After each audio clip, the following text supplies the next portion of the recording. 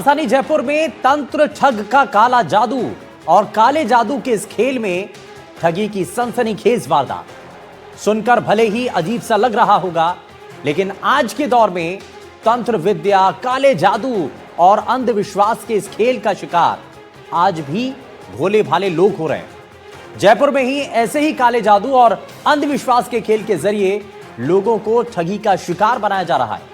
और यह खेल कैसे चल रहा है, कैसे लोग इस खेल में फंस रहे हैं, इस रिपोर्ट में आपको दिखा दें। जयपुर में तंत्र ठग का काला जादू, जमीन से सोना निकालने का दावा। सोना निकालने के नाम पर ठगे 21 लाख। 5 बकरों की बलि का खौफनाक ड्रामा। अंधविश्वास, जादू टोना और काला जादू, ये सारी चीजें हमारे समाज में आज भी कुछ लोगों को जकड़े हुए हैं और अंधविश्वास के चक्कर में फंसकर अपना सब कुछ लोग गंवा देते हैं। ऐसा ही एक मामला सामने आया है राजधानी जयपुर से।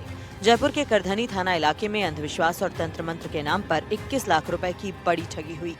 खुद को तांत्रिक और चमत्कारी साधु बताने वाले एक शातिर ठग ने जमीन में दबे सोने चांदी को निकालने का झांसा देकर न सिर्फ लाखों रुपए ऐंठ लिए, बल्कि बकरों की बलि, तंत्र पूजा और सम्मोहन का डरावना खेल भी रच डाला। पीड़ित ने जब सच्चाई जानी तो सामने आया कि तथाकथित तांत्रिक कोई साधु नहीं, बल्कि 50 से ज्यादा मामलों में वांछित हिस्ट्री शीटर ठग रोशन बावरिया है। लेकिन पीड़ित को ठगी का शिकार बनाने के लिए ठग ने अपना असली नाम छुपाया और खुद को बताया शक्ति सिंह, ताकि कोई ठगी का काला इतिहास ना जान पाए। ये थाना करधनी में किसी हिम्मत सिंह चौहान है, उसने अभियोग दर्ज कराया है।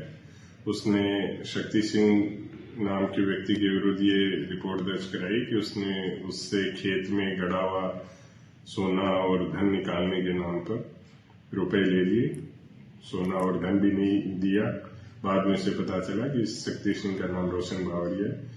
इस प्रकार से उसके साथ ठगी होने की उसने यहाँ करधनी थाने के ऊपर रिपोर्ट दी है, जिसके ऊपर धोखाधड़ी का अभियोग दर्ज किया जाकर के तफ्तीश की जाए। पीड़ित ने क्या बताया सर, कुछ बताया इस मामले में? अभी इसमें तफ्तीश चल रही है। पुलिस के मुताबिक पीड़ित को आरोपी ने भरोसा दिलाया कि उसके खेत में 20 से 25 किलो सोना और 15 किलो चांदी गड़ी हुई है। तंत्र विद्या के नाम पर कहा गया कि 5 बकरों की बलि देनी होगी, महंगी तंत्र सामग्री मंगवानी पड़ेगी, माताजी की विशेष पूजा करनी होगी, खर्चा आएगा 20 से 25 लाख रुपए। पहले चरण में आरोपी ने 1.25 लाख रुपए नकद वसूले, फिर धीरे धीरे रिश्तेदारों से पैसे मंगवाकर 21.25 लाख रुपए हड़प लिए। तांत्रिक ने पीड़ित को सम्मोहित कर मानसिक रूप से काबू में कर लिया। जो कहता वही करना पड़ता, विरोध करने की हिम्मत तक नहीं बची। ठग बार बार कहता रहा कि तू गरीब है, लेकिन मैं तुझे करोड़पति बना दूंगा। पैसे लेने के बाद कथित तांत्रिक का मोबाइल बंद हो गया। तलाश करने पर जब वो मिला तो खुद को गुरुजी बताकर फिर झांसा देता रहा। लेकिन जब पीड़ित ने जांच की तो चौंकाने वाला खुलासा हुआ कि तांत्रिक का असली नाम रोशन बावरिया है, निवासी किशन रेनवाल।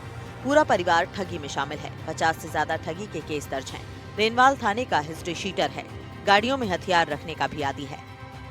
जब पीड़ित ने अपने पैसे वापस मांगे तो तंत्र ठग ने जान से मारने की धमकी दे डाली। बहरहाल पीड़ित ने करधनी थाने इलाके में रिपोर्ट दर्ज करवाई। हालांकि अभी तक आरोपी पुलिस की पकड़ से दूर है और पुलिस उसकी तलाश में जुटी है। लेकिन सबसे बड़ा सवाल यह है कि इतने मामलों के बावजूद खुलेआम ये ठग कैसे घूम रहा था। अंधविश्वास के नाम पर कब तक लोग यूं ही लुटते रहेंगे? क्या तंत्र मंत्र की आड़ में चल रहे ठगी के गिरोह पर सख्त कार्रवाई होगी? गड़ा हुआ सोना मिलने के नाम पर 21 लाख की ठगी का सनसनीखेज मामला सामने आया है और मामला करधनी थाने में दर्ज हुआ है। पीड़ित ने अपनी एफआईआर में बताया कि जो रोशन बावरिया है, जो एक्यूज्ड है, जिस पे आरोप लगाया है, उसने कहा कि उसके मकान के आसपास एक प्राचीन गड़ा हुआ सोना है, लेकिन उसे पाने के लिए 5 बकरों की बलि देनी पड़ेगी और तंत्र विद्या करना पड़ेगा और इसके साथ ही 21 लाख रुपए खर्च भी करने पड़ेंगे। पीड़ित ने खर्च किया, लेकिन उसे गड़ा हुआ सोना नहीं मिला। जब उसे एहसास हुआ कि उसके साथ ठगी हुई है, उसके बाद पुलिस की शरण ली है। पुलिस ने मामला दर्ज कर लिया है और रोशन की तलाश शुरू कर दी है। रोशन बावरिया एक हार्डकोर ठग है। वो अमूमन इसी तरह से ठगिया करता है और लोगों को तंत्र वंत्र के नाम पर ठगिया करता है। बहरहाल उसकी तलाश जारी है। सहयोगी जसराज के साथ दीपक चावला, एनडीटीवी जयपुर। और वहीं जयपुर से एक दिल दहला देने वाली सनसनीखेज वारदात सामने आई। प्यार, धोखे और जुनून ने एक महिला की जान ले ली। 2.5 साल की बच्ची के सामने उसकी मां का गला घोंटकर उसका कत्ल कर दिया गया। मामला जयपुर के मालपुरा गेट थाना इलाके का है, जहां अवैध संबंधों की आग में एक परिवार पूरी तरीके से तबाह हो गया। हालांकि पुलिस ने कातिल को दबोच लिया और इस पूरे मामले की पड़ताल अब गहनता से की जा रही है। आखिर ये पूरा मामला क्या है, जरा आगे आपको दिखाते हैं।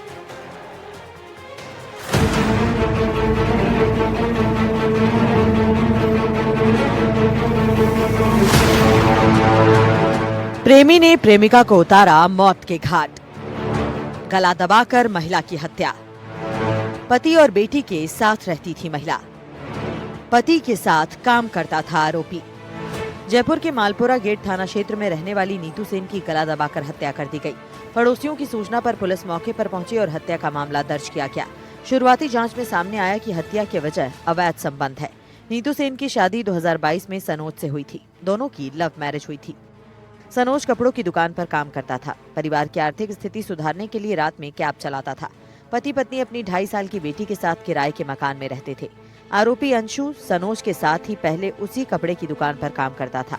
दोस्ती की आड़ में आरोपी अंशु और नीतू के बीच अवैध संबंध बन गए।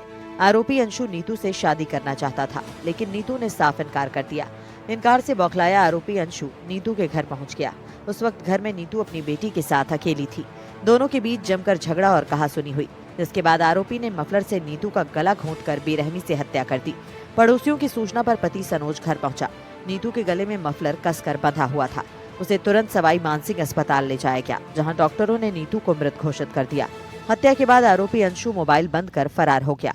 पुलिस की तकनीकी टीम ने उसकी लोकेशन ट्रेस की। 7:45-8 बजे के समथिंग फ़ोन आया कि भाई मकान मालिक का कि तेरी वाइफ बेहोश पड़ी हुई है।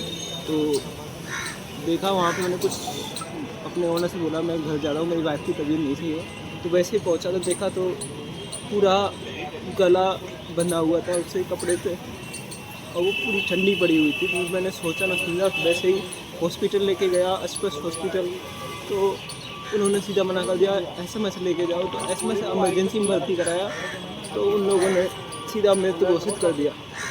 तो मैंने पुलिस को फ़ोन किया 100 नंबर पे, तो उसकी सारी वारदात बताई। उसके बाद मैं पुलिस में लेके गए। कौन था? परसों की नाइट में हमें खबर मिली थी कि भाई ऐसे ऐसे एक रेलवे स्टेशन के सामने कोई लेडीज़ को मार के चले गए। फिर वो मौके पर पहुंचे तो वहाँ पर नीतू सेन नाम की लड़की थी जो अपने पति के साथ रह रही थी, जिसका ये जानकारी में आया कि किसी अज्ञात व्यक्ति को मार के चले गए। डेड बॉडी को SMS शिफ्ट कराया गया। उसके बाद हमने उसके जो स्थिति है उनके आधार पर जानकारी करी, तो उसका जो कोई प्रेमी था उस पर हमें संदेह हुआ और उसके द्वारा ही उसके गला घोंट के उसको मारना संज्ञान में आया। क्या रहा सर, कार्रवाई में क्या रही है? कार्रवाई में अभी प्राथमिक रूप से हमने उस जो संदिग्ध आरोपी है उसको हमने अभी डिटेन किया है और उससे आगे जो अनुसंधान है उससे जारी है। बाद पोस्टमार्टम उसमें जो कार्रवाई की। चौंकाने वाली बात ये रही कि हत्या के बाद आरोपी अपने दोस्त के घर बैठकर खाना खा रहा था। पुलिस ने घेराबंदी कर दोस्त के घर से ही आरोपी अंशु को दबोच लिया। दोनों के बीच संबंध को लेकर पहले भी घर में झगड़ा हो चुका था। झगड़े के बाद पति सनोज ने इस पूरे मामले में पुलिस थाने में कंप्लेन नहीं की थी। अगर सनोज ने पहले ही पुलिस में कंप्लेन की होती तो शायद हत्या की वारदात नहीं होती। फिलहाल मालपुरा गेट थाना पुलिस आरोपी से गहन पूछताछ कर रही है। इस सनसनीखेज हत्या ने एक बार फिर सवाल खड़े कर दिए हैं कि अवैध रिश्तों और जुनूनी प्यार की कीमत अक्सर निर्दोषों को अपनी जान देकर चुकानी पड़ती है। प्यार, धोखे और जुनून ने एक मां को उसकी मासूम बच्ची से हमेशा के लिए छीन लिया। राजधानी जयपुर में लव और अफेयर के चलते एक विवाहिता की हत्या हो गई।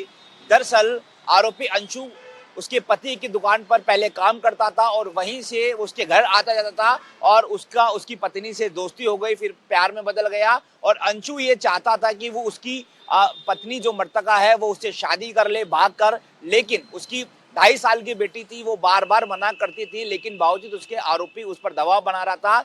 और कल अचानक से उसके सर पर खून सवार हुआ और वो उसके घर पर पहुंचा और 2.5 साल की मासूम के सामने उसने विवाहिता की गला घोंटकर बेरहमी से हत्या कर दी और उसके बाद अपना फोन स्विच ऑफ फरार हो गया। हालांकि मालपुरा गेट थाना पुलिस ने त्वरित कार्रवाई की और आरोपी को गिरफ्तार कर लिया। पूछताछ में उसने बताया कि वो एक तरफा प्यार करता था, शादी करना चाहता था, दबाव भी बना रहा था, लेकिन मृतका नहीं मान रहे थे, जिसके चलते उसने लगभग 15-20 दिन पहले ही हत्या की साजिश रची और अपने मंसूबों को अंजाम दिया। बहरहाल उससे पूछताछ की जा रही है। सहयोगी जसराज के साथ दीपक चावला, एनडीटीवी, जयपुर।